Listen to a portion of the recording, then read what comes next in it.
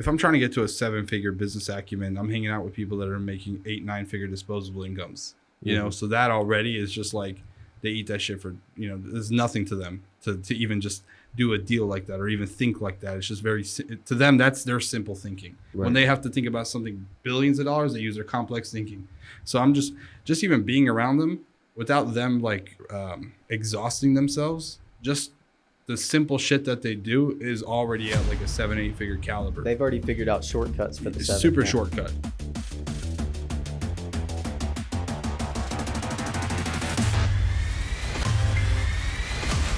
Hello, ladies and gentlemen. Welcome to the Hustle Up podcast. My name is Clint. I'm Jonathan. And we're sitting down with our good friend Jacques Pierre, and he introduced us to Berkay Tuna. Now, Jacques, if you know, is a serial entrepreneur, real estate mogul, dropped hella game early on in the season. Great real estate content there and general speaking motivation content. Berkay Tuna, we just had the pleasure of meeting recently, and we're going to call him Tuna. That's cool. BT. And you know, we were in this group chat. We're trying to schedule the podcast, and this was a few nights ago, Monday, Sunday, and we're all up at 2:30. He says, hey, you know, can we get this going for Wednesday? I look at it, I'm up, and I see it, and I'm thinking, you know, nobody's up, but I'll go ahead and craft a response. And lo and behold, Jonathan hits back, Jacques hits back, I hit back, and we start going on this 30-minute rant. Got me hype. I barely slept that night. I was excited. And everybody's up working on their craft, responding to messages. And it's those late night hours where you're putting in the work. You know you're up later than everybody else. You got to be back up early in the morning. That they get me. That energy is infectious. It's contagious. Sent me on a manic rant all week. And I'm looking forward to this conversation. We've been talking a little bit. As am I. Yeah, for sure. Talking a little bit about your backstory. Serial entrepreneur. Started your landscaping business at 10. You flip restaurants. You live in Vegas. You have a pet deer. You're interesting. So as we start rolling this this conversation, don't be afraid to flex a little bit. Show us what you got. Establish that credibility so people know why they should listen to Tuna. No, for sure. I will say it's ex-pet deer. Ex-pet deer. We had to let him go. Just as of 2 or 3 days ago? As of yesterday, actually. That deer shit smells I cried bad. a little bit because I started getting attached. You know? Yeah. I introduced him to my mom. A cute little Bambi. And, I mean, this thing was riding everywhere. You know, I had to go in a limo for a business ride, and I brought him in there, and I sat him on my lap. And I'm just trying to, I'm like, fuck, dude. I just want to pull up to a red light and roll down my window and see some tatted up guy with a deer. Yeah. You know, people are gonna say stroking the That's me. You're 24, right? I'm 24. 24 years young, by the way, guys. Pet deer and exotic cars out in Vegas. How many of y'all were ex-deer owners? Right? Yeah. So I guess like we were talking about before the show, I got my start pretty early. I wouldn't say it was a blessing then. For then it was kind of you know, I woke up on my 10th birthday. And I was born on 10/10 as well, so October 10th. Ooh. And to me, it was a huge deal. Ones and zeros, bro. Yep, Synchronicity. And when I woke up, I went downstairs and nobody fucking remembered my birthday. And I got these big goals. I'm trying to have these toys. I'm trying to do things, you know, whatever kids at 10 years old are doing. And I'm thinking, and I'm like, you know, none of these people remembered. I guess I just got to go get my own gifts. And I had to try to figure out a way. And on top of them forgetting, they're also arguing, fighting throughout the whole day. So the whole house is toxic. So I'm just going outside. And I was like, Dad, can I borrow the lawnmower? We cut the grass or something. Just kind of get my mind off things as I'm trying to think about how I'm going to get this toy or whatever I want to do. And the neighbor comes out and he's got a cast on. He goes, hey, man, will you cut my yard? I'll give you $20. And I was like, shit. I was like, this is fucking crazy. Like, I was going to quit halfway through cutting the grass and be like, you know, screw this. You know, like it's hot out here. It's my birthday of all things. I'm out here cutting grass. And then I just kept going. And I was like, you know what? It's getting even hotter. Just kept going. And right at the end, as I'm cleaning up, the guy comes out and says, hey, $20. And I'm like, fuck yeah. So I go. And that's kind of how it started. And me not waiting to get stuff in life and kind of just going after it myself and obtaining those things for myself. And you feel way more proud. And you take care of things, too, as I learned as I went on.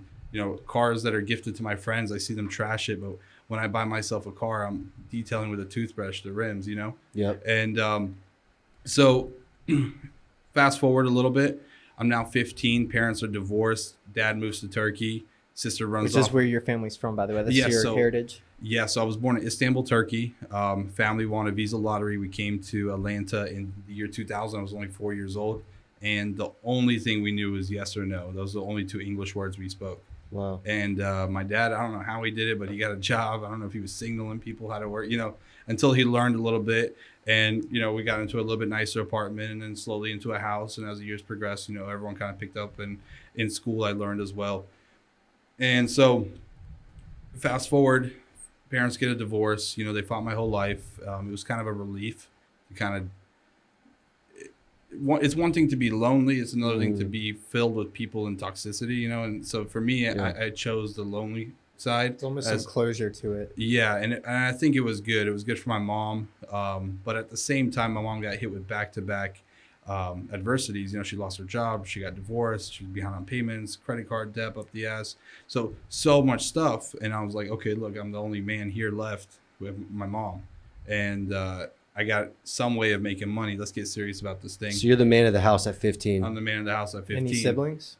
I have an older sister, but she had ran off with her boyfriend. She was 20 at the time, so it's like the age everyone runs off. Yeah. And so I had like $20,000 saved up until that point, and I bought a truck. I grew it from just my neighborhood to really expanding. And I remember at 15 until I was 16, I drove for 1 year, and nobody stopped me. The car was registered to my mom. I had no driver's license, no permit, no nothing. But I just drove as if I belonged on the road. Yeah. And nobody stopped me, and I got away with it. And I got to expand to like the next 10 neighborhoods, and we grew that. And, by the time it was my senior year in high school, I was making 6 figures net profit. And, I haven't been to prom, I haven't been to homecoming, I haven't done so many things. I've been kicked out of every school. And some of my kick outs of school was actually strategic, so I can go to a school that had better hours so I could run my business better. And another thing I did was I would hire people that were also older, not in school, so that they could actually operate when I was in school. So is that, real quick, does that mean like you went to like a public school to get kicked out to go to something that's like I had to go to public school. Right. And my mom kind of forced it on me too. Yeah. But then when I would get kicked out, I would have to go to like alternative school, whether it be like for rich preppy kids that just go for a couple of hours a week or for, thugs. Yeah. up on the west side. So for me, either one worked for me. So the west side, like Bankhead, or the west side, like what? I meant to say, west side. Well, for me, west side is west side of Gwinnett. I wasn't talking Atlanta. Yeah.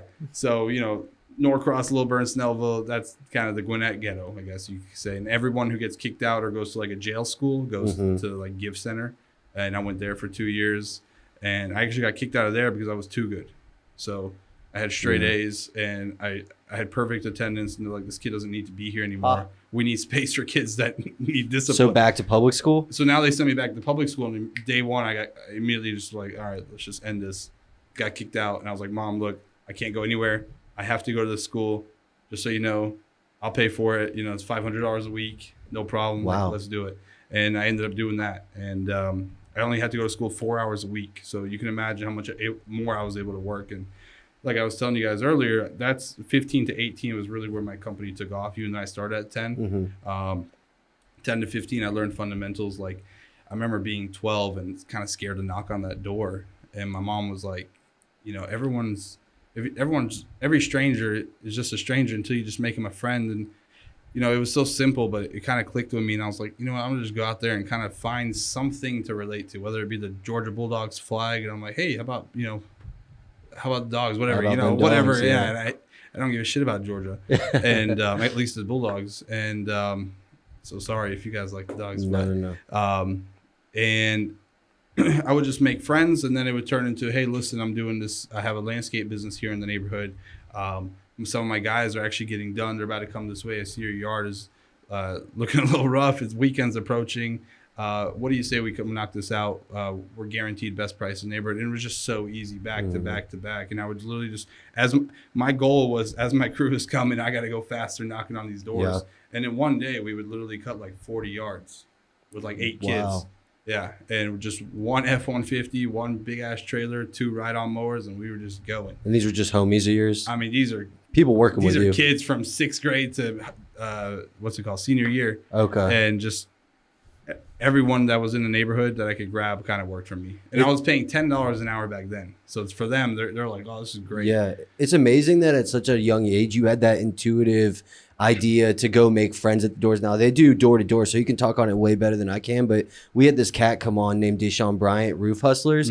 And one of our best reels that we put out from him was called Is there 3 types? No, the other one, the mile wide. Yeah, being a mile wide and an inch deep. So in terms of general knowledge, you want to be a mile wide and an inch deep. So you know a little bit about everything. Fucking with the Bulldogs, fuck with the Bulldogs. You fuck with the Minnesota Vikings, those are my team. Love those guys, right? You know a little bit about everything. But when it comes to your general area of expertise, you are a mile deep and an inch wide. Yeah. So, or mile deep and an inch wide, right? Yeah. So you've got that laser specific knowledge. Somebody hits you with an objection, I've got a prefabricated answer. They got an objection to that objection, no problem. I've seen this 100 times. Maybe hit them with a little humor. You've got answer plus a response, or answer, response plus a question. So it's art. Definitely. Right? He's like, you don't watch football for you, bro. Yeah. You watch football to be able to walk up and see that Georgia Bulldogs flag and make conversation. Exactly. And it's just crazy. At 15, you had that intuitive. I remember see that with bumper stickers, flags in the yard, whatever you can get. I remember I learned this one guy had a huge corner yard, and I was like, oh, it's going to be like $100 a cut. I got to land this job. And he had a boat outside, and I know nothing about boats. And I remember taking pictures of his boats and asking my dad's friend, hey, tell me some stuff about this boat. Let's so I go. could talk to this guy. And I went out there, I was like, is that a blah engine? He's like, yeah, man, come over here. You're high. I was like, do I know about it? I was like, this is my dream boat. He's like, no kidding. And I remember he took us out on the lake. Man, we cut his yard religiously. He was like a two times a week type of guy. Out there with tweezers and scissors, bro. Yeah, he was like the richest guy in the little neighborhood, you know? Yeah. One of those dudes. That's what's and up. His boat was worth double the house. And I'm just like, what the hell is going on? The house is like $150K, and he's got a $250,000 like speedboat. Hey. But those were kind of the skills that I picked up really early on. Yeah. And also kind of being like a chameleon to my people. You know, I would really match. If I picked up the door, I can't be full cracked out energy to a 75-year-old lady who's really soft spoken and kind of worried that she even opened the door in the first place. So I would really match that energy with people, and it made me really relatable. Yeah. And so many times I would get either called by like the people that live by themselves. Hey, do you want to come over for dinner? Just to kick it. And I'm just their landscaper, like, in the neighborhood. And I would just go have dinner with different people in the neighborhood. My mom's like, you're going to get kidnapped or something one day. And I'm like, no, Mom, just closing deals. Yeah. And so 18 comes around. I sell my business. I make 6 figures capital. I think I'm the richest guy in the world. And I went to Vegas, lived in the MGM Grand for like 4.5 months. Wow. Went a little crazy, blew like half my net worth. Had a lot of fun, a lot of stories. This was at 18? This is right at 8. Well, a little bit past 18. Oh. Like almost. I think I was 19, almost 19 at this point. And by the way, I dropped out of high school. So when I sold, it was like right before everything was ending for my school, and I was just like, you know what, I'm just gonna go. I had some stress related. I had some like issues with the people that I guess I kind of grew up with. Past. It's just better for your spirit to get out of that situation. It was so much better. Yeah. And I knew it was never going to be an option for me to ever go to school. Like I just never wanted to. Right. And I learned about so many different things. I got my real estate license. I got my Series 6, 63. I got life and health insurance. I did so many different things, and I just wanted to. I did like every course you can do online and every I guess pre-course training. This was pre-Vegas, or this is like during that time after I kind of left. So you're not just partying. And I knew I wanted to do those things. Yeah. And now I had the freedom and the time. So I'm not running a business. Yeah. And I kind of felt a little lost in that time because, I spent the last 8 years doing that, 9 years doing landscaping. So now I have money and I got nothing to do. I got no school and I got no job. And what does a 19-something-year-old kid do? You just go crazy, you go party. I got introduced to a lot of drugs, which are wonderful drugs if you need them. And, and I got to really explore the world. I went all over. I lived in Amsterdam for like 11 months. Okay. I brought my mom out there. Obviously, I bought my mom a new BMW convertible, paid off the house in cash. So I kind of got her situated pretty good. I got myself situated, but I'm still kind of like, all right, I have no brand. I have nothing. I'm just some random guy that can write a little bit of money until it runs out, And that's when a buddy of mine said, "Hey, you got to meet this guy named I'll just call him Jeff," and he was a mentor of mine, and this guy was a mentor. He's like, "I got to meet his mentor." So I went to go meet his mentor, and the guy loved me. He was like, "Dude, so you've done all this, all that." He's like, "I want you to come work for my financial services company." And he was like, "I just opened my like 400th location." And he was like, "Do you want to just come with me and travel and speak at all these big events?" And I was like, "Hell yeah, I do." You know, he's like, "I pretty much just need you to work with me. Let me teach you the ropes a little bit. Do the numbers for like your first 6 months so that we can show that you can do it." Yeah. And then To prove you're not a liability. to prove I'm not a liability. And at the time, they weren't hiring anybody under 25. So here I am, still like a teenager, 20s. Wow. And coming in. So I was the youngest person to do it. And then I broke company record. So once I broke that record, he was like, "Holy shit." So he took time away from his family. We traveled for like a whole year around to all offices, Wall Street. I mean, I spoke to like 30,000 people in MGM Grand. I spoke to people in Gaylord, like 15,000 people. And I just got to do these big public speak. And I would just come up after he killed it. And I would just come up almost like a testimony, tell my story, and just piss off all these 40, 50-year-olds. Like, get your fucking numbers up, you know? To his offices. I'm like, dude, I'm 20 something years old. I came here as a joke to do this. Yeah. And I broke record on accident. I just want it more. I didn't even know what the record was. I was just like, this guy told me to prove myself. Let me go prove it real quick. And then I don't have to do anything except go, hey, do what I did, you know? Wow. And it was a surreal moment. And my mom loved it. I would buy her a dress, send her a ticket to wherever I'm going, and she'd come. And I would talk about my mom, and she'd stand up. She's like, "I'm single," you know, like do shit like that. And I'm like, "Mom, sit down." And, I was like, you know, and I would introduce her like, "This is my beautiful single mom," you know. You can send your bank statements to my phone, and we'll filter from there. That's funny. funny. Because I want to find her a rich man. Yeah. And she would love it. And we had a lot of great stories and experiences. And you know, some mentors aren't meant to be in your life for a long time. We actually did a deal together on a. Okay, so after that, he realized that I can kind of I'm very versatile. I know a little bit about everything. And he got upset that I started a construction company because it kind of took my time away from the stuff I was doing there. And, you know, I wasn't making a lot of money there, but I was gaining so much of other stuff. I mean, public speaking was huge for me. The knowledge that he was sharing, the life that he was living, you know, I would be there and he'd write $15-20 million checks and not really even blink an eye. And I'm like, this is exciting just watching that check being written. You know, even if I write it right now, it's exciting to me whether I cash it or not. Yeah. And whether I can cash it or not. Actually. Right. And so that lifestyle and the people that he hung out with, you know, they would just be like, "Oh, my jet's broken. Can I borrow yours?" And I'm just like, that's that fucking we talk. Yeah. You know, my car's broken. Can I borrow yours? Yeah. You know, and I'm just like, they're just operating at such a higher caliber that I want to be around this. And but I needed to make money. Yeah. So I knew I loved construction when I was a kid. I built this crazy 3-story tree house from the landscaping money, and all the guys, whenever we didn't have jobs, I promised them a certain amount of pay every week. So instead, if there was no jobs, I'd be like, "Hey, like in the winter or something, help me build this tree house." So I got like 8-9 motherfuckers with pulleys and ropes and wood. And we would steal the wood from a neighborhood being built behind us, run it, smuggle it through the woods, which nowadays is like a damn near worth more than drug smuggling. So all that lumber was probably like $20,000 worth of wood. Have you read Matthew McConaughey's book? No, I haven't. Green Lights. He does a very similar thing. Really? Yeah. What does he do? He steals lumber from the yard every night and builds a badass tree house out in Texas. Dude, I've got to see that. I've never heard anybody with that story. It's crazy. I got to see it. Yep. I remember I was on probation and my probation officer came and was like, she called me. She's like, "You're not at the house. You're not supposed to leave anywhere. You have curfew and blah, blah." I was like, "No."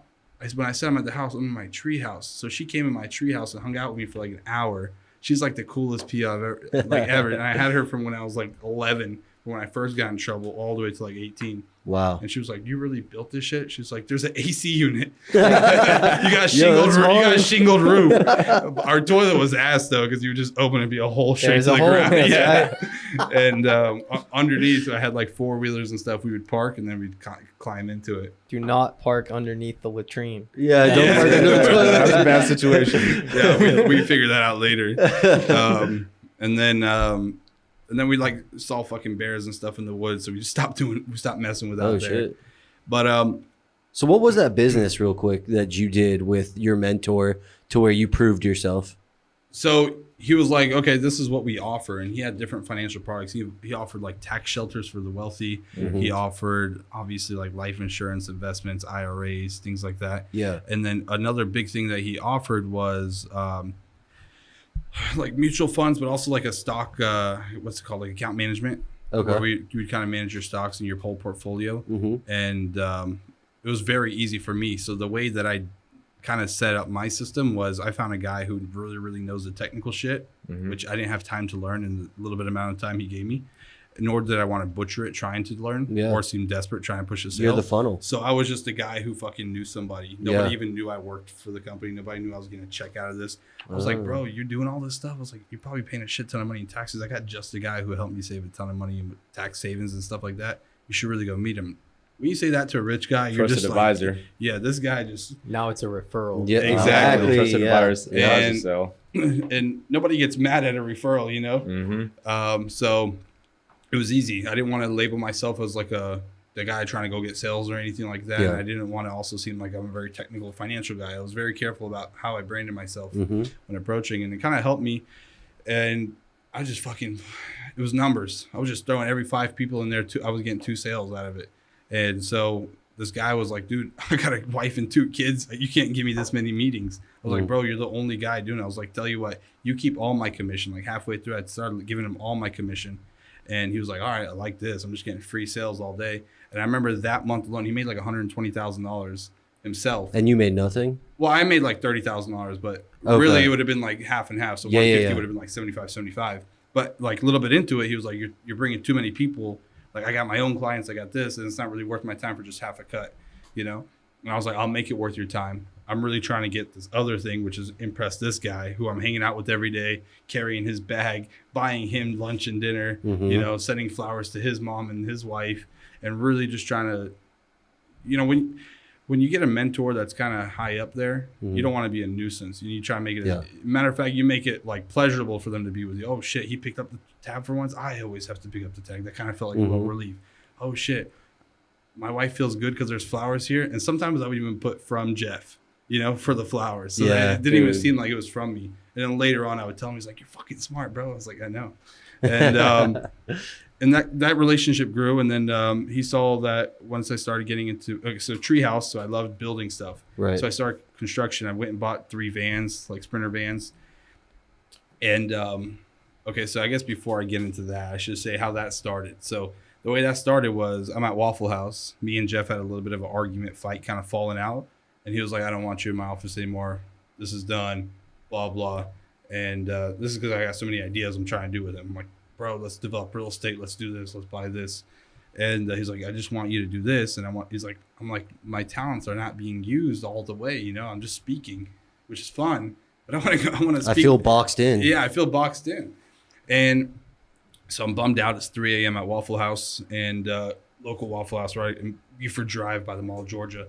And my favorite cook, Gabriel's there. And he's also had a rough day. Apparently he was doing some type of project or something throughout the day for somebody, and his clients was an asshole.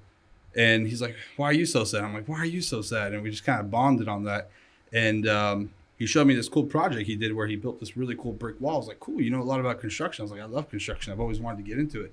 He's like, man, he's like 60 years old. He's like, man, I know fucking everything about construction. I've been doing it for 40 years. I'm like, then why are you doing Waffle House stuff? He's like, I got a divorce, this and that. I got kids. My kids are special needs. And I'm actually living in the dumpster behind the Waffle House. And he was like, you want to see? I was like, ain't no fucking way. Takes me back there. It's like a double dumpster bay with the canopy cover. Yeah. But one dumpster's in, the other dumpster, the manager doesn't order it so that Gabriel can have space to put pallets, a bed, air freshener, a little light, and that's where he sleeps. Wow. And he just works and goes there and works and goes there. And he didn't have a car, he didn't have anything. And I was like, man, so this guy could be very dangerous if he, like in a good way, where he got so much, he's got something to prove. He's got nothing to lose, so that's dangerous, first of all. Then he's got kids he's trying to gain back, you know. And your kids are special needs, or like one is 2, one is 8. At that age, you know, you'll die for your kids. Yeah. And here I am, I'm stuck in another fucking crossroads. My mentor is like breaking up with me. And again, I only just have some little bit of capital, and I'm really just trying to grow. And I told him, I said, hey man, what do you want to come work for my construction company? And he was like, what? He's like, yeah. I was like, sure. Hell yeah. I was like, you got to quit your job. I was like, I need full dedication, and I'll guarantee your success. This guy doesn't know me from nobody. This guy fucking throws his apron, throws his spatula. He's like, I quit. He's like, I'm going to sleep. I'll see you in the morning. I was like, perfect. Meet here at 8 o'clock. He comes. I go home and I'm in my office and put together folders. I have to start a construction company. I don't have a construction company. I'm starting it because this guy says he knows everything he's doing. He showed me a ton of pictures of projects he's done, and I believe in him. I showed him my pickup truck. I'm like, get in. And him like, where? He's like, where are we going? I'm like, we're gonna go buy fucking magnets for my car. He's like, you're starting it right now? He's like, I just quit my job. I was like, bro, just trust me. You know, how much are you making? I'll guarantee that in the beginning. Long story short, we've done over $45 million worth of sales in just BT construction. Wow. So initially we started off as a construction company, and now we're just a contractor where we have a lot of subs. I don't really manage a lot of overhead. I got a small office, you know, I got assistants, and I got him working project management. Gabriel's still running with you? Gabriel's still running with me hard as hell.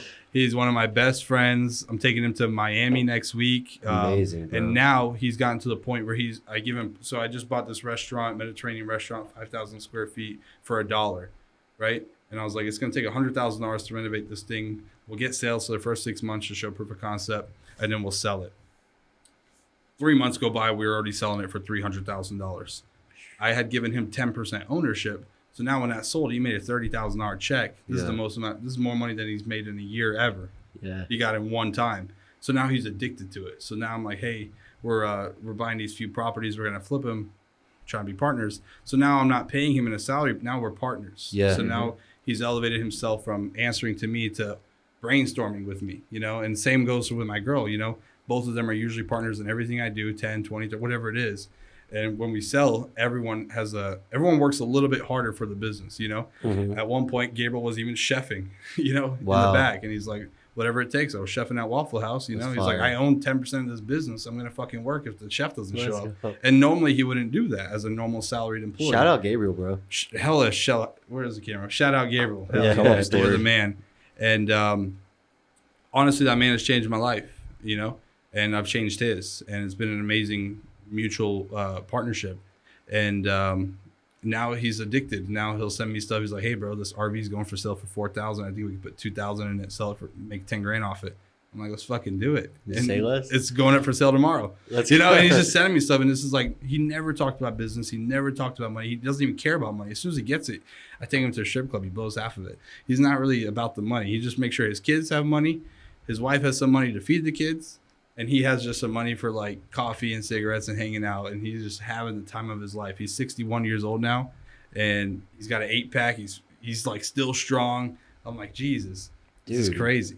Wow. And so merging off of that, BT Construction slowed down during COVID when really I should have ramped it up. But I guess that's because pre-COVID, I had actually decided to move to Mexico. I sold 2 grocery stores. I sold like some real estate, and I sold that restaurant for the 3rd time, the same restaurant. And I was like, you know what? I just need some change. You know, I wasn't dating anybody. I wasn't doing anything, but I kind of found myself stuck in the same trap where I was just, you know, it was wake up, 3 Red Bulls, crazy energy all day long. This is like I wake up at like 9 or 10 o'clock every morning. And I'd go chase deals all day, have fun, look at real estate, buy things, sell things, whatever I was doing. Go to my office, hang out with my staff. Then I would probably go to one of the restaurants and hang out there, drink with some of my staff, management, stuff like that. And this is in Mexico or before? This is before Mexico, pre-Mexico. Which part of Mexico are you looking at? So I moved to Puerto Vallarta. And but before I went to Mexico, I was kind of telling how my life was and why I decided to move. Yeah, that's when I first met BT. Was when I moved down there? No, right before you moved to Mexico. At the Young Hustlers? No, we had met at Jordan Dooley's birthday. Shout out to Jordan. Oh, Dooley. Yeah, his surprise birthday. His surprise birthday. And then BT, I think you had invited me to go kick it with you at Buckhead Saloon. Yeah. And then that's when I was like, yo, what the heck? Because I remember what happened. I was at BT's section, and I was like, what is this? I was like, yo, what does this guy do? Because he brought out I think he brought 5 cases of champagne. And yeah, then it was he like handed 80 me like bottles. Yeah. Pallets. And then he handed me like 4 bottles, and he was like, "Bro, go pass this around." And I was like, "Wait," I was like, "What am I supposed to do with that?" What am I supposed to do with this? Discount bottles, only $40. Who wants a bottle? I was so lit that I was moving to That went Vegas. And I was like, crazy. I asked the owner, which I've become close friends with, like almost partners with, Mhm. and I was like, "Hey man, what's the most amount of bottles anybody's ever popped in a given night?" He was like, "I think 90." I was like, "We'll do 100." And literally, we did like 125 fucking bottles, and I pre-ordered him wholesale from his distributor. And then they gave me a little upmark, about $200, $300 a bottle. It doesn't make sense. Yeah. But when it's $50, $60 a bottle, okay, you can make it work, you know? Yeah. And I remember I was like, we're trying to drink. The whole club had one of my bottles in their hand, and all the bottles were still left like half full. So like the whole club just got drunk off this one section. Like people like him just spreading it. It was awesome. And I remember you were like, "Holy shit!" Yeah, no, I was like, what am I supposed to do with this? I was like, all right, yo, like here, take this. Like, that's another thing is when I celebrate, I kind of want like everyone to experience it. You know, Absolutely. It's like there's no point in popping 100 bottles just to say you popped 100 bottles. But when we're all having fun and it's chaos and it's like they just delivered a pallet to the section, you know, and it's like everyone's experiencing this just like I am. It doesn't matter who's paying for it, you know. Yeah. Just the whole experience is super fun, and I remember that night, T-Pain was there, and he was supposed to be like a guest DJ, but he wasn't feeling so good, so he decided not to, and he was in the back. And that night, because I did all the bottles and stuff, the owner brought me back there, and we got to hang out with him. So I was like, it was kind of cool. It was like I gave some to everybody, and then I got something I wanted in return, which was to hang out with like some cool celebs or whatever. But the important delineation is you didn't do it because of that. Like you didn't know. Yeah, it worked out great. You for didn't me. know Your I'm gonna buy intention 100 was on bottles point. for my homies, and I'm gonna get to go meet T-Pain because of that. Yeah, and when he heard, he was like, "Whoever just ordered 100 bottles, send them back." Send in. that I was back, like, yeah. Hell yeah, yes, The sir. universe I'm on the way. reciprocated. Yeah. And it worked out great. And we actually did a catering deal for a lot of celebs because of stuff like this. Oh wow. And we catered Nick Cannon stuff. I've been on TV. I had a cooking show because of my restaurant. One of my clients that came in, he owns a television network company, and he was like, "Hey man, I need a cooking segment on my show." He's like, "You want to do it?" And I was like, "Fuck yeah!" And we became close friends. And he's actually the guy who like first put Joel Osteen on TV, like his family and legacies of like generations of running this company, Davis Media. Shout out to them for putting me on TV. And then I remember one time we're in the club and my shit is airing. I'm like flipping something on the stove, and I'm actually a good chef.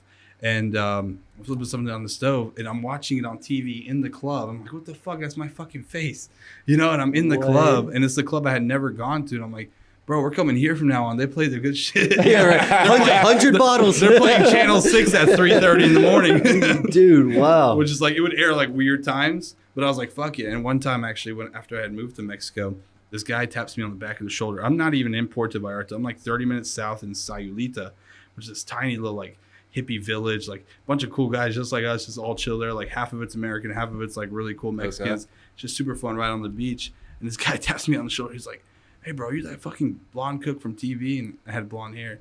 And he was like, "Bro, you make the best fucking lamb kebabs." And my head exploded because he was like, "I was watching it in Canada, and now you're here in Mexico on vacation, and you noticed me." He's the only guy to notice me off of it, other than like customers that came to the restaurant, because we were advertising that restaurant at the time, Mediterranean food.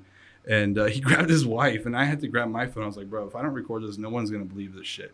So I recorded him. I was like, "Dude, this guy fucking recognized me from Canada while we're both visiting in Mexico." And I was just like blown away by it. And I called Damon. I was like, "Bro, how far does your fucking channel reach?" You know? He's like, "We're everywhere." I was like, "This is so cool." Wow. And it cost me nothing to do it other than a great relationship and giving him his tab for free one day. And I remember he had like a huge to-go tab. He left his card at home, and he had been there a few times. And I was like, "Hey, man, it's no problem." So he's like, $600. I was like, "Bro, you've spent way more than that here. Take this, please." There's my hand tap. I think there's an important lesson. It's on me. And I was like, wow, the relationships that you can grow and benefit from without even trying to. Right. It's almost just like, just do it and just wait for it. You know, it's like great shit is about to come. Yeah. You ever seen Scooby-Doo? You know Scooby-Doo? Yeah, of course. You know when they'll be running away from the bad guy or the ghost or whatever it is, and they go in the door, and then the ghost follows them, but they pop out another door, right? When we talk almost every episode, action trumps everything in the world of entrepreneurship. and you've got that Scooby-Doo hallway effect, right? You open one door and you might have the intention of going down one path, but as you're going down that path, another opportunity opens up, and now you've got some of the experience to be in the right place at the right time and the tenacity to take that opportunity and see what door you pop out into next. Definitely. I think I want to add on to that is action and relationships. Yeah. I think the biggest thing as far as like the lesson to take away from this, especially what BT was talking about, is like if you really pay attention to like how you really like leveled up, bro, you really focused in on relationships. 100%. And and a lot of people don't realize that when it comes to like the entrepreneurship, just like you were talking about, like maybe backtrack into like your mentor, right? You're willing to give up 100% of your commissions just to get in good with this guy, just for the numbers, right? Yeah. And most people don't realize just that sacrifice that you made. Like that's literally like that next level thing, but to get around people. I mean, it's you express it very, very well, and these guys, I mean, both of y'all know this as well. And I think that's a lesson that we gotta like, that people should really be taken away from this. I agree 100%. I mean, I would say almost every business I've done has been because of a clean relationship. And one of the things that people have to get over them is they're not nice to me. Why should I be nice to them? Bullshit. What have they ever done for me? Yeah. All that stuff. You gotta just do it. That's man. the type of motherfucker I am. Yeah. It isn't necessarily, I am matching energy of customers at the door. Yeah. I am matching energy of customers on a deal. But when You're a first responder. You're first responder. Or first actor, I guess. When you're dealing with somebody, like, hey, I'm going to put this type of energy out regardless. It's not for the reciprocation. Regardless of how you reciprocate. It's for you, This yourself. is who I am. Yeah. Proactive over reactive. Maintaining that 100%. internal integrity. I agree 100%. But that has to come from a place deep within, like a mindset. Like I point here because it's like the heart, mind, soul, whatever, right? But Yeah. you got to come from that place of abundance. Because if you're not coming from abundance, then you're looking to, I need this person's money, I need this person's clout, whatever it is, because you don't have it within you. So you got to go rip off other trees. And it's so 100%. much harder to be happy for other people and their success when you're coming from that place of scarcity. Your cup does not runneth over, and you're looking at Absolutely. people trying to figure out how Right. to get what they got. No, that's for the birds. Yeah. I Hey, look, agree. my cup runneth over. I'm gonna be all right, but this is the way Exactly. I'm gonna treat you, and how I'm gonna. This is the way I'm gonna present, regardless of what anybody else is up to. Exactly. Well, just like business, right? Business, when we fail, your like fear factor increases a little bit more, and then you fail again. You're like, oh shit! And then by the end of it, you got no balls left. You're scared as hell about everything that moves, and that's kind of how people are too. Because there's a lot of fucked up people in the world, and people get burned. People have a horrible coming up sometimes. Yeah. Everybody has a sad stop story. You know, I didn't even really get into mine because we're way past that. You know, we're talking about what's coming and what's exciting and new stuff. But people get stuck about how they were treated when they were a kid, and that kind of trauma carries with them. Yeah. To be like, well, you know, this is kind of how it is. You know, why was nobody nice to me, and then I'm expected to be nice to the world? Kind of attitude. But really, to those people, really just I kind of just say fuck you, kind of get over it. Everyone's been through some shit. You know, everyone has a sad story. Everyone deals with problems. Life is fair because it's unfair to all. You know, and it's just that's like. hard. You just got to do it, you know. Yeah. Like it serves you nothing just to sit there and dwell on all the negatives. That victim mindset is a choice, man. Yeah, And do you know Jordan Peterson? yeah, of course. Right. So the very first book he wrote, the very first chapter, he talks about the lobsters and how the lobsters, you know, battle each other for the dominance hierarchy. The ones that lose, kind of piggybacking off what you were saying earlier, they get defeated. They get back. Their claws are actually smaller, and they have no lady lobsters. And they die. They die. Wow. Right. And they have Yeah. the ones that win build a whole harem of lady lobsters. They occupy all the territory. They have all the mates, all the mating rights. And so there's a distribution curve. There's a bell curve. Something like 20% of the lobsters, a little less actually, somewhere between 10 and 20% of the lobsters make all the spawn. Wow. All the spawn because they've got the mating rights because they keep winning. So he used that story as an allegory for keeping your back straight. Because when you take the losses and your back starts to go like this more and more, you're going to die quicker. You're going to lose harder, and you lose more frequently. Well, you get pulled out of the dating pool, right? Because women see the lobster, or the men that slouch and, you know, that don't carry themselves with a presence, and they get ruled out of the dating game. You actually get disqualified from women. Wow. The ones that carry themselves with a presence. And sometimes, some people are fake it till you make it, whatever. Those people get exposed later. Mhm. But the ones that are about it and continue to be about it end up supplying most of the children. Face it till you make it. That just shows how simple really people try to overcomplicate humans, but it's so simple. We're fucking lobsters. Well, we This is are all it right. is. Yeah, we're the mix between like the animal and the spiritual, right? Yeah. So we've got Being that human. That's we've got right. that animalistic, that human evolution of who we are in our bodies. But also, monkeys don't look at sunsets and get moved to go make paintings or write Exactly. a rap verse or create poetry or art, whatever. They we see a sunset or hear a experience something like death or something powerful. Wake up on our 10th birthday and no one knows it's our birthday. Exactly. We feel these emotions that spawn or spur us to go on and take action in such a way that might change our lives or the lives of others. A higher level of consciousness. That's just what Yep. it is at the end of the Yeah. day. 100%. A reflection of the universe experiencing itself. Exactly. And it's That- contagious. It goes into 100%. perspective. Yeah. 100% contagious. I mean, just like the Gabriel story, right? Gabriel kind of hung out around Yep. me. He's like, hey, cool. It's kind of cool what he does. And he kind of like picks up on it. Like when he told me about the RV and flipping stuff, like a little tear came down. I was like, Right. so I'm proud, And kind of same story with my girl. We met and Fiance, right?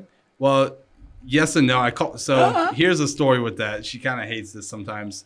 So I use the word fiance because it makes the conversation seem a little bit better in the sense that like when I'm talking to a older person, I'm not just like I'm coming with my girlfriend. Like Yeah. this is, oh, it could just be another girl one day, another girl. But a fiance adds another level of commitment to it. Mhm. It's not quite marriage, but it shows it makes me a little bit more stable seeming. And when I show up to meetings, I'm already like, people go tattoos, brown skin, crazy looking hair, this, that, and I roll up in a crazy car, and already, if they don't know anything about me, just from appearances alone, I'm already at a disadvantage, Yeah. And then when I'm like, I also grabbed my girlfriend with me, and it just seems like a lot of clutter to me. So for me, I started using fiance, and that's probably why I used it just nonchalantly in the, I think, group chat, right? Mhm. And but she will be soon. To How'd y'all create, meet? to create She's order in definitely the chaos. one. I'll tell you that. Good. Yeah. So how did y'all meet? So we met in the strip club. So before I was going to, I was like religious in the strip club. I mean, my accountant would fucking lose it, and I would try to get around it, and cash up this person. Hey, I don't want my accountant to see this, and that, but then I was like, fuck it, man. This is just what I like to do. I just like to go out and splurge and have fun and Yeah. bring my friends with me and fucking blow 5-10 grand in a night. Make And this is fun. experiences. And I was like, I'm never going to probably get to do this later when I'm married or maybe not even want to. And I met her in the strip club, and she was like, you're kind of mysterious, blah, blah.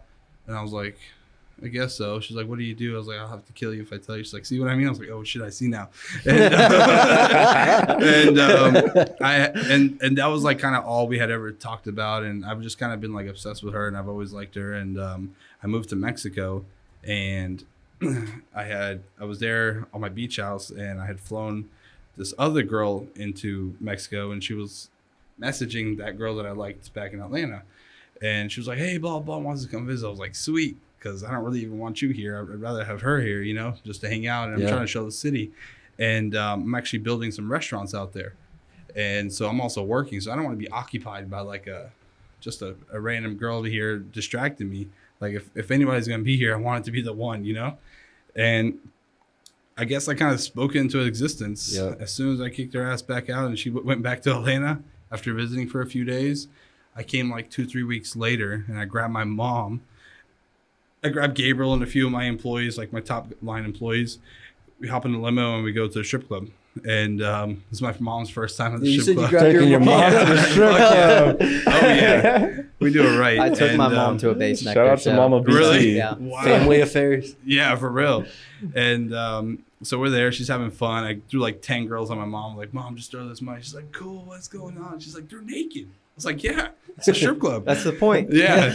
And she's like, you told me this was a regular club. I was like, well, not Right. anymore. And, Oh, look. Now when you got money. Yep.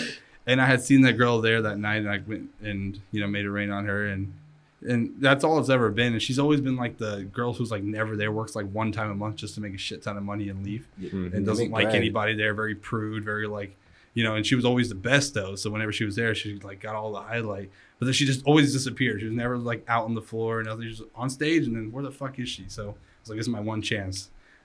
Had to bring him back up just to throw the money. And emptying duffel bags. Yeah, and then she comes by and she's like, thanks. I'm like, oh, that's it? Like just a thanks? Like sit down and like let's talk something. Yeah. Tell me your name, anything. And then I fly back to Mexico and I'm like really sad. I'm like, fuck, I gotta fly back to Atlanta. I was like, I gotta come back. You can't get her out of your head. I can't get her out of my head. I fly back. I had some stuff. I found some excuse to come back to Atlanta.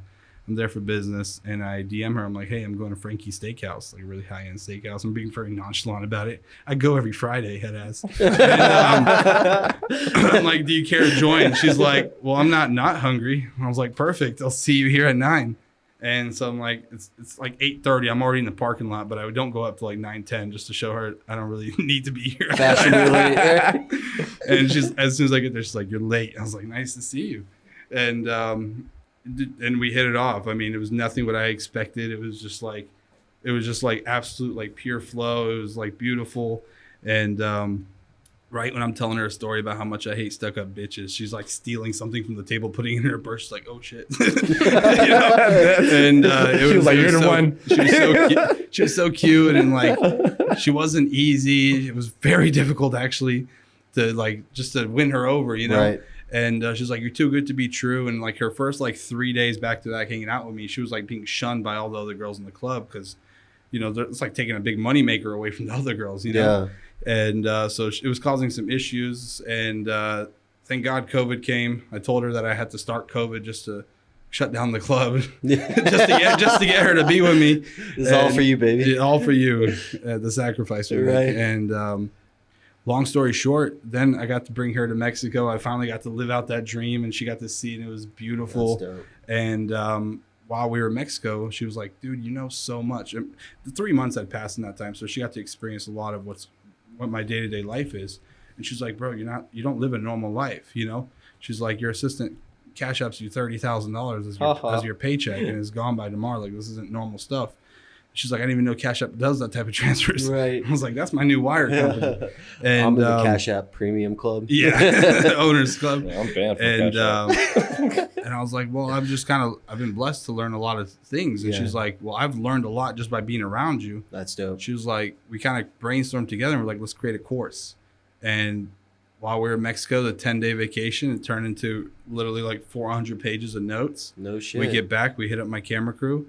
We're like, dude, let's fucking make this course. And we called it Watch Along Mentor. And you kind of watch along with me, and I mentor you on kind of like guiding you pretty much intro to business.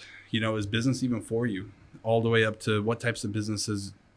And it kind of like helps you. It shows you subcategories, and it's very interactive. You know, like those movies where you like decide where you want to go. Like, it's kind of very interactive, and you would choose in that route. And, and then it goes all the way into detail, like even how to negotiate a lease for like a beautiful warehouse like this, you know, how to talk to a real estate agent, how to talk to a lawyer, how to talk to this, how to start your first LLC step by step, how to everything literally. And just I poured as much information as I could on there, you know, for it only being $150.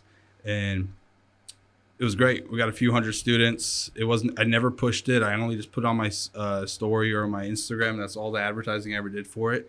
I knew this wasn't kind of a way for me to make money, but it was a way for me to impact. Well, impact, yes. I guess I always make an impact no matter what we do, kind of. But it's like when people hit me up, I feel bad because they'll send me the big text. Hey, bro, I'm doing this and this. Any advice? And I'm like, I want to sit down and pour my heart into this kid, but I got fucking shit to do, you know? And multiply that by 20, and it's like, it's impossible. So this is a way for them to have an avenue.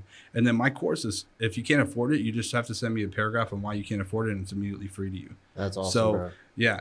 And then I was like, you know what? That's a one and done. That has no job for me. It's very automated, right? You click, you buy, it's yours. You watch 8 hours, you learn, stuff like that. So there's no community or anything attached with it. It's just correct. Not to that one. Right. Well, then it goes into another one called Pocket Mentor, where you got me and my team for 30 days, and that's $500. And what that does is pretty much talk, text, Zoom calls. You schedule it at least 48 hours ahead of time, and I'm like a consultant for you for 30 days. Wow. This is for somebody who's like already moved through step 1 and now is like, I don't know, opening their first restaurant. Now it's good to have me on call right before your restaurant opens, right? You want to, hey, 100%. hey, bro, I'm trying to find a cheap grill. You got to connect? Yes, I have everything for you, literally everything. You can use, and I have a deal with like my lawyers. They can use my lawyers. I got to deal with my marketing team. So it's like, it costs me more to offer it than it is money making from it. And all together, it costs about like $100,000 to even put the whole course together. You'll see the video. It's all cinematic. It's over the top. It's fire. I bought it, of course. You have the course? Yes, Yeah, and it's so fire. this is actually the reason why I'm here. And then I have the next level step, which is a ride along. And I was like, this is going to be my most fun part, which is it's $2,000. And I didn't know what price to price it at, but I was like, this would be a good filter because not everyone's just throwing $2,000 for knowledge. So this is someone for the more elite. This is somebody who already knows what they're doing, already has something going, but feels either stuck or wants to grow or just wants to experience because it comes with a lot of experiences. So I pick you up in one of my exotic cars. We have breakfast together and we have lunch together. In between those, we're fully focused on your business. Then we step into like a limo and I got my assistants in the back. We're like creating a business plan for you, like your next growth. We create new projections. We kind of like, by the time you're all done, you get back out, get back in your own car. You're like, holy fuck, what just happened? We stop at some of my billionaire friends' houses. We stop at some of my other friends' That's houses. awesome. We stop at offices like this where you got young hustlers doing their thing, all this stuff. And they're just like, it's so much going on, especially if we do it in Vegas. I do it Vegas, Miami, and Atlanta, that they're just like, wow, this was the best $2,000 I think I've ever spent, you know?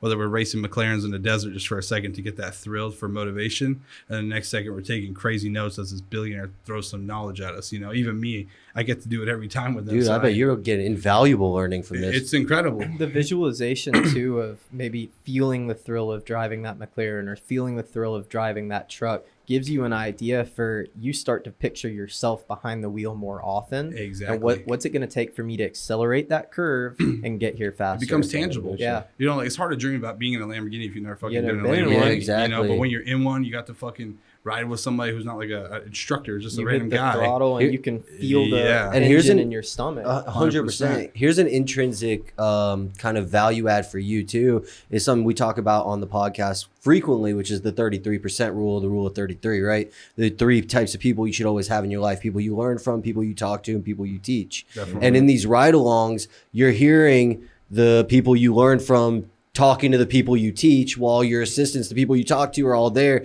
and it just becomes a cluster of chaos of learning, teaching, and talking. That's exactly what it is. And that's fucking insane. chaos. Fuego. Chaos is the key word there. Yeah. Yeah, There's a lot going on. but And I'm order to that's why I'm chaos, excited for too. you. Oh, yeah, We're gonna do ours, and he bought the $2,000 course, and then he was like, "Come on the podcast," and I was like, "All right, well, normally I don't come on podcasts like that unless I really like read all of it, watch all of them." And I'm like, "All right, this is gonna be great for my image." And I had no idea, and I was like, "Hey, man, this guy's serious, you know?" No, it goes both It's like ways too, man. relationship. You can Yeah, drop and some it game. worked out great, and I appreciate you guys inviting me out. It's great. course. I'm excited for you in the chorus. It's gonna be Yeah. fucking crazy. Dude, I'm Yeah, down, dude. And yeah.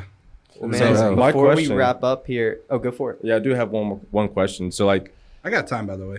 oh I yeah, pushed Okay. some stuff back. Oh, dope. So Let's take so that. like when it comes to like the business IQ, business acumen that you develop, like what would you like attest to being the source of like that? Like really like what took you to that next level when you're talking about that business acumen, right? Because you have that high 7-figure, 8-figure business acumen, you know? Yeah. Without a college degree. Well, one, smoke in the morning. I just chill and I get myself together, and or I'm sleeping. And then I see the same thing, and that's kind of where I got that from. And I was like, they don't really do anything in the morning. They don't exhaust themselves. They don't get up immediately to work. And then I asked them why they don't do that, and they said because at night I would be very anxious about how fast I got to get up in the morning and do these things and remember. But if I get up in the morning and I got 4 hours to remember these things and prepare for it, it's like life is a lot simpler for you, and you sleep a lot better at night. Huh. And I guess long story short for you would be all my failures would be the reason why I learned all these things. I mean, one of the worst deals I've ever done was with my ex-mentor. And I bought this property from him for $400,000, and it was a historic building. And I knew nothing about historic buildings.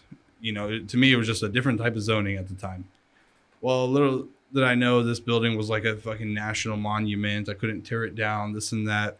And I I'm doing everything from joining golf clubs to just, and I was able to get a fucking lunch meeting through that golf course I joined. I don't play any golf. I've never been on a golf course. I joined it because I heard the mayor of that city goes there all the time.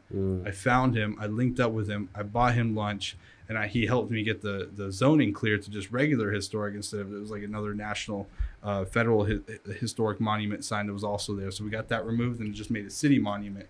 And because Starbucks was trying to buy it, Racetrack was trying to buy my corner lot. It was like a beautiful 3 acres on the corner right in Milton, close to Alpharetta.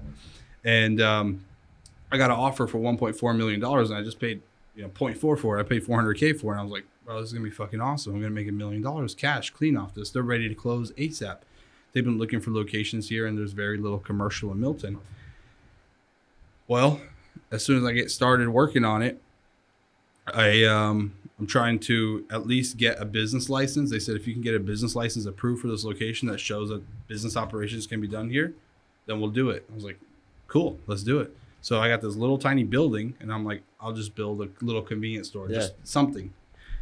I start going, and holy shit, dude, it took me 2 years and like $300,000 lost just to be told I can't do it. And then I ended up losing the property because of lead poisoning, contamination, easements, this and that. And everything collapsed. I went from almost making $1 million profit to now net like negative $700,000. Wow. And it's like, how could you ever teach that? How could you ever watch a course to learn that? How could you ever have avoided that except for going through it, learning about that? I mean, I learned that when you rip off this old wood siding, that I could have sold it and made like $30,000 off of it to pay for the new siding that I had no idea about. So now I threw this siding away, and they said the only type of siding I can put back is that same type. So now I have to go from somebody else and buy their $30,000 antique siding and put that siding back on. I'm like, this is a lesson that could have never been, and I'm not even mad about it.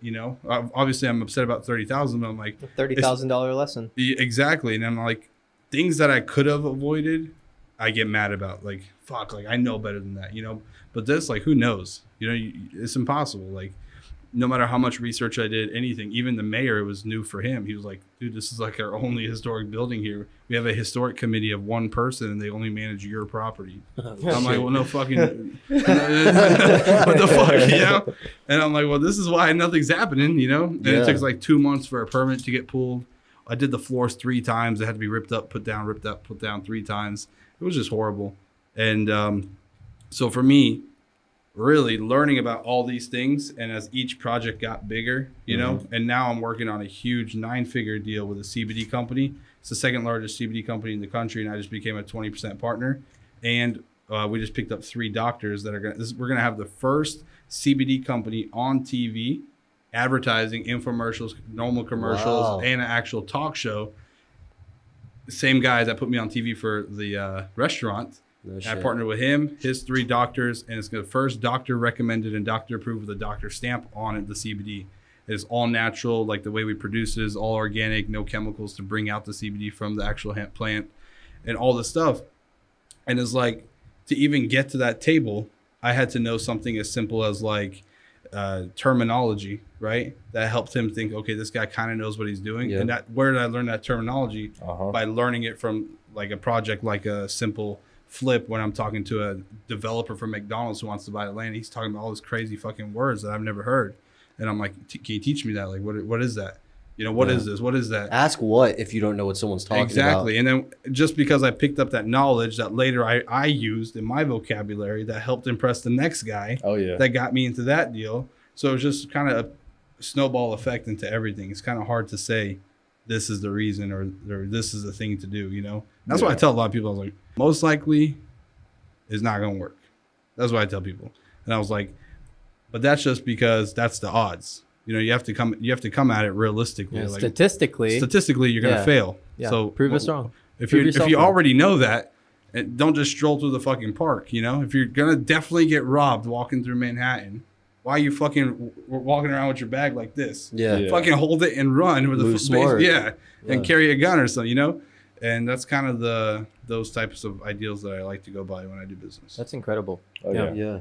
My last question is, like, just to piggyback off that real quick, is do you keep like You know how like a rapper like might have a notebook on them, and when a bar pops in their head, they write it down. 100%. You got a similar system for these nuanced learning lessons or these nuanced experiential fuck ups that you can conceptualize and prevent someone from hitting a dip. Well, I would say this. You know how like when you're trying to remember a memory, Yeah. and you use a lot of your brain power, and you're like, what the fuck was that? Like, I'm trying to remember, especially All the when you time. just forgot something like you're about to do. I could be What did I come in this room mid-sentence. for? Yeah. So I hate that, and I feel like that strains my brain a lot Yeah. to even have those types of things. And 100. because I have so many different business ideas and thoughts that come in, oh, that's a great idea. Oh, that's great. That's great. I write them down either on my phone in my notes, or I have like these spiral notebooks on my bed or my office, Yeah, kind of crazy. everywhere on the board. Yep. And like every couple months, I'll kind of collectively put them together when I have some free time. And I'm like, bro, I didn't even remember this, you know? So it's for me to sit there and try to remember everything I would have remembered, it would have been impossible. But now I look back and I'm like, now this makes sense. It didn't make sense when I wrote it down 6 months ago because I was doing so many different things or didn't have enough capital for that project or whatever it was. I'm like, this 6 months ago, Berkay was a genius, you know? Yeah. I'm glad I had him Yeah. because right now I don't have that same capacity to think these amazing thoughts or whatever it is. Some of them are stupid thoughts too. Yeah. You know, like I'm not even gonna get It'd be dope if you sent them to like your assistants and had them categorize them. Yeah, So so, when you link- I try to do that. But, Okay. But then it's like, you know, it's 5 a.m. to like Berkay go to sleep, you know? Yeah. I'm like, how can I go to sleep, you know?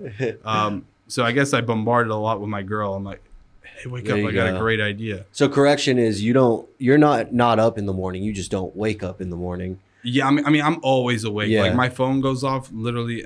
Like I have deals in Africa, Turkey, this and that. So Oh, yeah. all hours of the day, Time zone. Dubai, everything is just my time is so fucked up. He specifically said he doesn't take meetings before noon. That's Yeah, right. So meetings Okay. before Okay. noon or any like really heavy work. I mean, I'll pick up phone calls and stuff like that. That's fine, especially if I'm making money. Yeah. But you know, something as simple as like I don't know, interviewing somebody or a podcast or something that's like I gotta really be there for.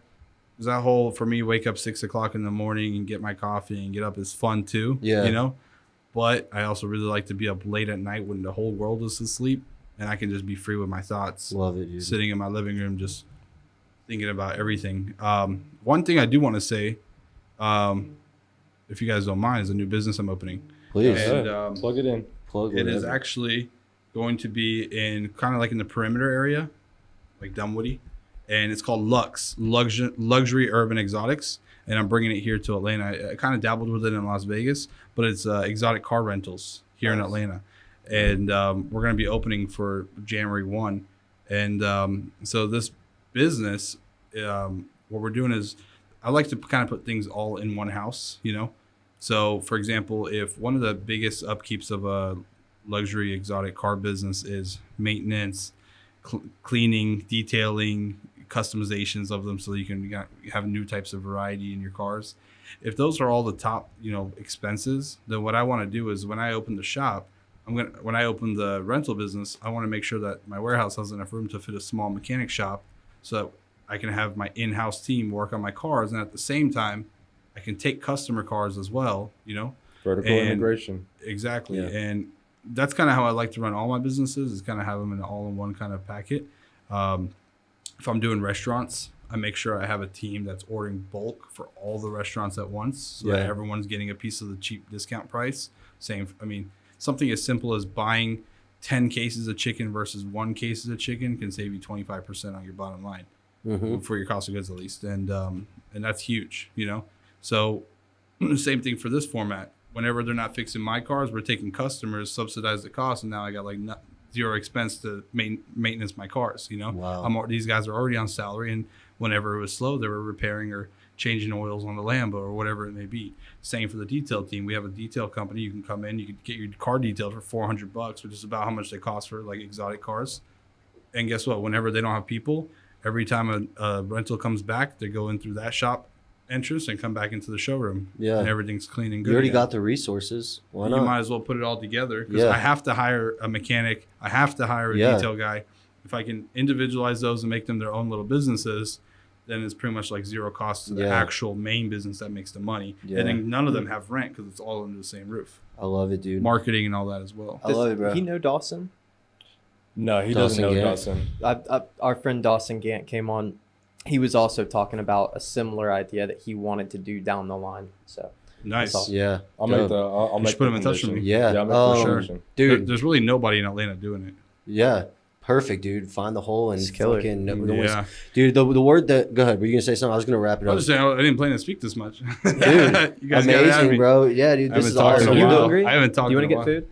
I kind of do. Yeah. Yeah. the I was gonna ask word you. the word that sticks out to me about this podcast is synchronicity, right? Starting from your birthday being on 10/10, how you synchronize yourself at the door with matching the energy, or synchronize yourself with the universe by doing things with good intention and being rewarded on the back end unbeknownst to you, or synchronizing your resources in business to be a cohesive conglomerate, right? Wow. Like that's like synchronicity is something that's so undervalued because it's only partially made by you. It comes back to the being human thing 100%. that we talked about. And it's like, you got to have that spirit, that well-intentioned, that positive mindset intact, and then the rest will sync up to it. But you also got to be vigilant in how you set up your businesses, who Definitely. you spend your time with, what hours of the day you spend your time doing whatever. You got to be picky. Yeah, you got to. 100%. And there's no shame in that.